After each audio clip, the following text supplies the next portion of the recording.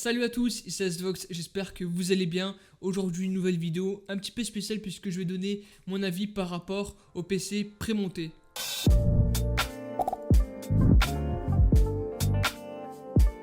Alors oui je sais, certains me diront que ouais Asvox, tu dis complètement la merde. Moi ça fait un an que j'ai un PC Megaport, je fais tourner Fortnite à plus de 500 FPS et même je peux stream.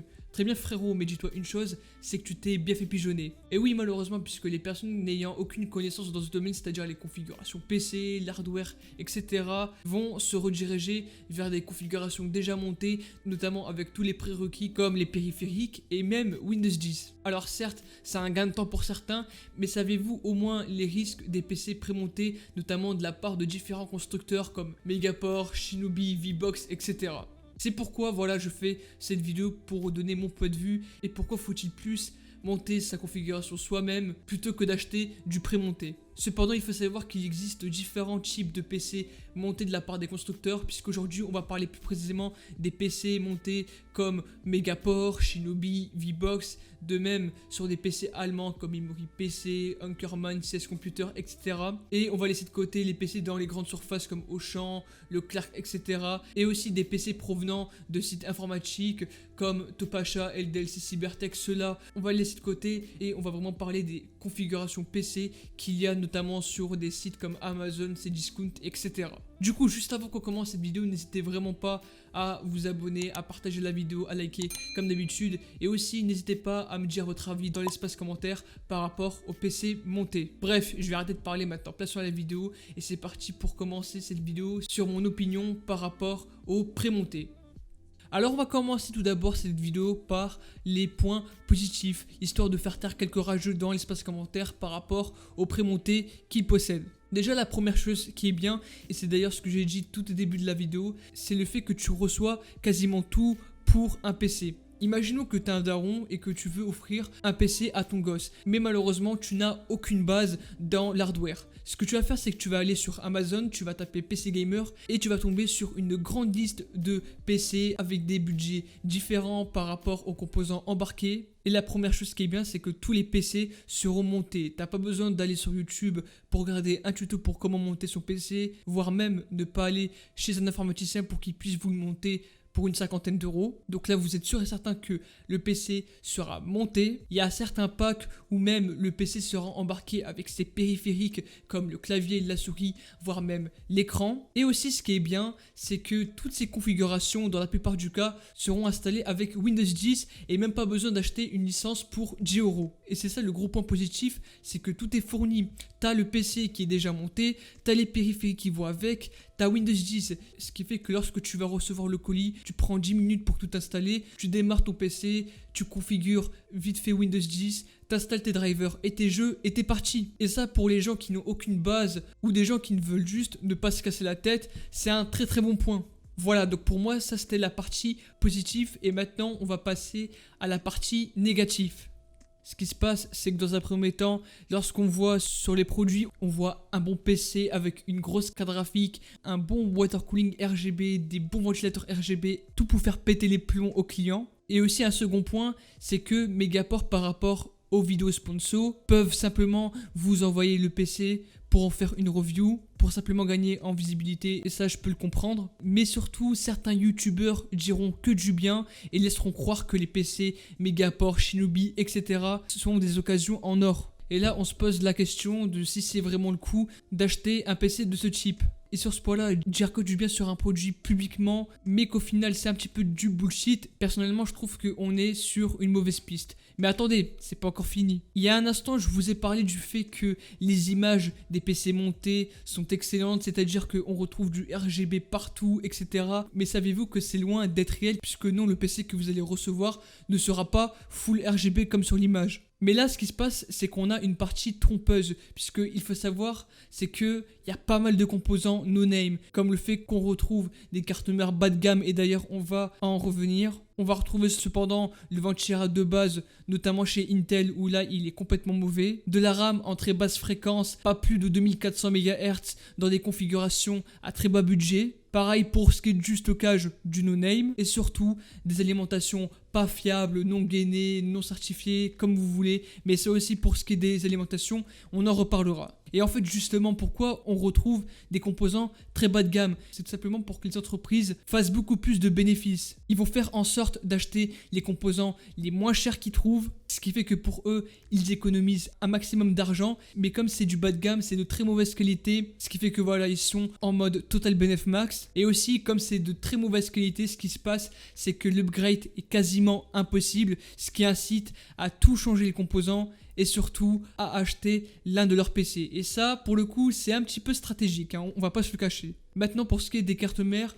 nous avons deux types. Donc le premier type, c'est-à-dire les cartes mères de chez Intel, où là, on n'a pas vraiment de grands problèmes, notamment pour des configurations bas de gamme. Dans tous les cas, les cartes mères Intel, même sur les chipsets bas de gamme, c'est pas vraiment un énorme problème. Ça tiendra dans tous les cas, mais là où il y a vraiment un gros problème, c'est sur les cartes mères de chez AMD, notamment pour les AMD Ryzen. Ce qui se passe, c'est que lorsque on va chez AMD, les cartes mères les plus bas de gamme sont avec le chipset A320. Mais le problème, c'est que ce chipset, il est tellement bas de gamme qu'il représente un tas de défauts comparé à d'autres chipsets supérieurs comme la B450, la X570, etc., etc. Déjà, il faut savoir que les cartes mères A320 de base sont destinées aux APU de chez AMD. Je ne parle pas des 2200G ou des 3200G, mais je parle clairement des processeurs A6, A8, A10, etc. Mais ce genre de carte mère, comme j'ai dit, n'est pas vraiment fait pour les cartes mères Ryzen, puisque dans un premier temps, nous ne pourrons pas overclocker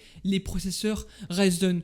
En sachant que c'est le plus gros point positif par rapport aux processeurs Intel, c'est que ces Ryzen sur des chipsets un peu plus au-dessus, on peut les overclocker sans aucun problème. De plus, ces cartes mères possèdent généralement deux emplacements pour la RAM, donc maximum 32 voire 64 Go à maximum 2666 MHz si on n'applique pas le profil d'overclocking dans le BIOS. Donc en gros, ce que je veux dire, c'est que si tu prends un bon kit de RAM avec une très haute fréquence, dans la plupart du cas, tu risques d'être bridé à 2666 MHz et non pas à 3200 MHz. Les Ryzen de 3ème génération seront incompatibles et surtout les étages d'alimentation seront dans un premier temps moins présentes, de très mauvaise qualité, très mal dissipées, ce qui fait que si tu as envie d'y mettre un Ryzen 5 voire un Ryzen 7, ça risque d'être compliqué et tu auras dans la plupart des cas une instabilité forte, des blue screens, des crashs, bref que de la merde avec les cartes mères A320. Ces entreprises font tout pour acheter les composants les moins chers et donc vont plus principalement acheter des cartes mères au chipset A320. Donc c'est pour ça que même si vous achetez une config à 300-400 euros, il est fortement déconseillé d'acheter une carte mère au chipset A320.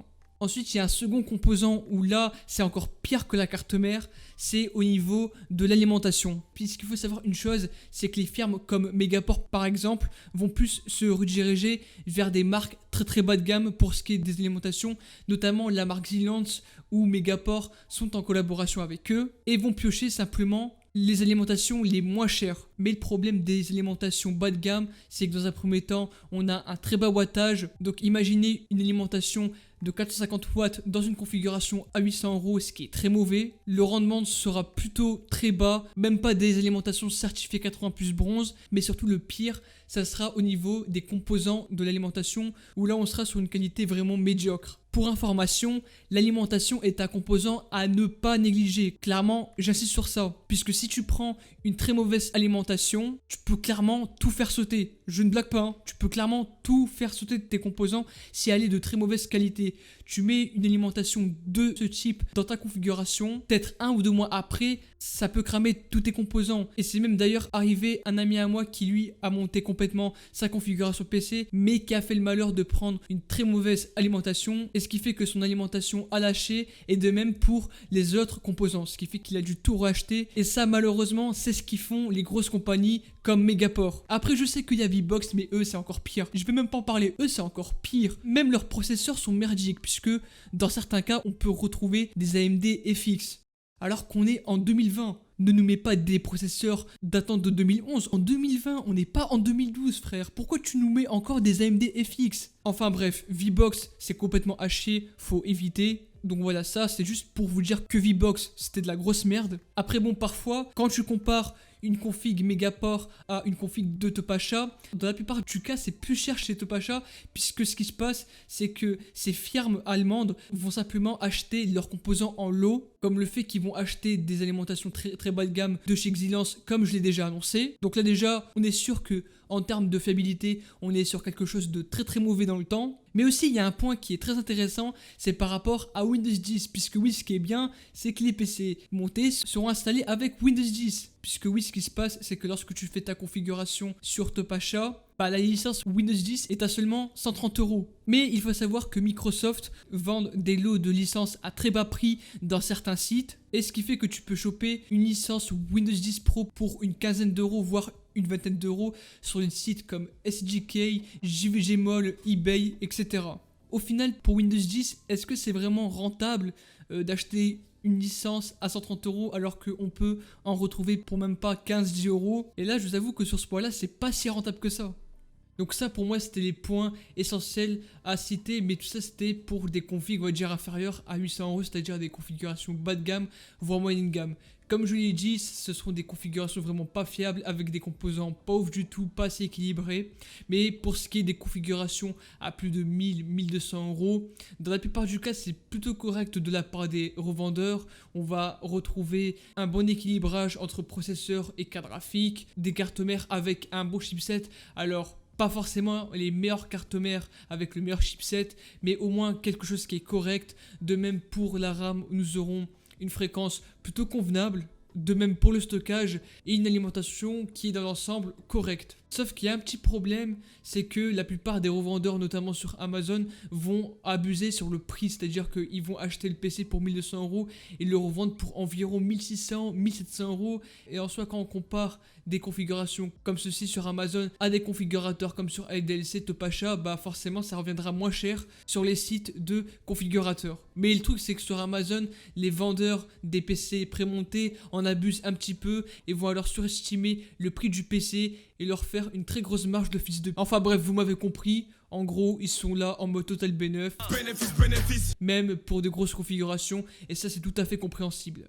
Donc en résumé, les configurations inférieures à 800 € seront dans l'ensemble mauvaise qualité, avec des composants pas vraiment fiables, avec surtout des cartes mères de mauvaise facture, etc. Soit alors les configurations sont supérieures à 1000-1200 €, les composants sont plus ou moins corrects, mais les vendeurs vont en abuser par rapport au prix. Alors le mieux pour moi clairement, et ça il y a beaucoup de youtubeurs qui le citent, c'est simplement d'acheter sa propre configuration. C'est-à-dire acheter composant par composant sur les sites comme Amazon, Cdiscount, Topacha, le monter soi-même avec les milliers de tutos sur YouTube. De même pour Windows 10, c'est vraiment pas compliqué. Comme ça vous installez les drivers et vous êtes parti. Par contre si vous ne souhaitez pas monter votre PC tout simplement parce que vous avez peur ou je ne sais quoi, même si les tutos sur YouTube sont relativement simples, vous pouvez toujours faire votre configuration sur les sites de configurateurs comme Topacha, où là vous aurez directement l'option montage pour une cinquantaine d'euros, et ça sera pareil sur les sites comme LDLC, Cybertech, Matériel.net, Shopardware.fr,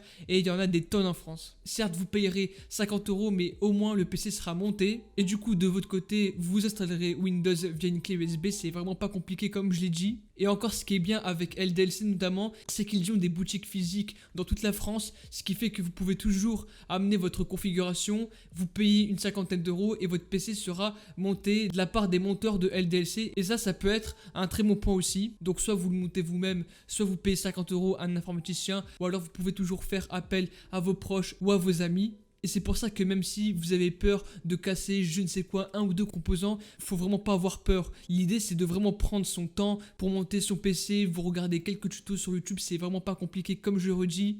Juste prenez bien votre temps et ça fera l'affaire. Après il y a un point que j'ai oublié et ça concerne aussi Megaport, comme les sites allemands comme Memories PC, CLS Computer. C'est que si on va carrément sur leur site officiel, les configurations seront bien moins chères et surtout il y aura un configurateur.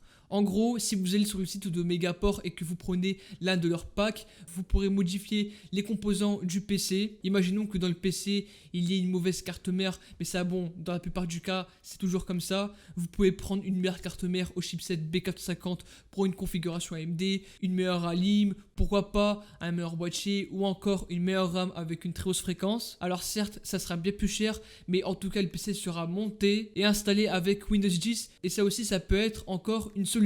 Mais voilà, pour une question d'économie, je préfère largement monter mon PC. Et en plus de cela, on a quelque chose de vraiment très équilibré où nous pourrons faire évoluer facilement notre PC. Et aussi petit point, si jamais vous avez le seum par rapport au fait que les PC prémontés c'est embarqué avec beaucoup de RGB, et bien sachez que même si vous avez un très bas budget, il y a différents moyens d'avoir du RGB facilement, comme des bandes LED que vous pouvez retrouver sur Amazon, même sur AliExpress, hein, ça fera largement le taf, des ventilateurs RGB pour une dizaine d'euros, ou encore si vous avez le budget de bon water cooling rétroéclairé, ça peut encore faire l'affaire, sauf que vous allez devoir investir un petit peu plus sur la config de base, mais en tout cas vous aurez quelque chose de vraiment esthétique.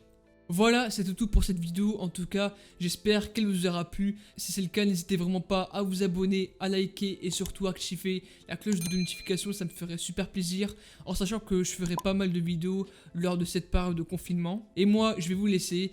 Et ciao tout le monde, c'était Asvox.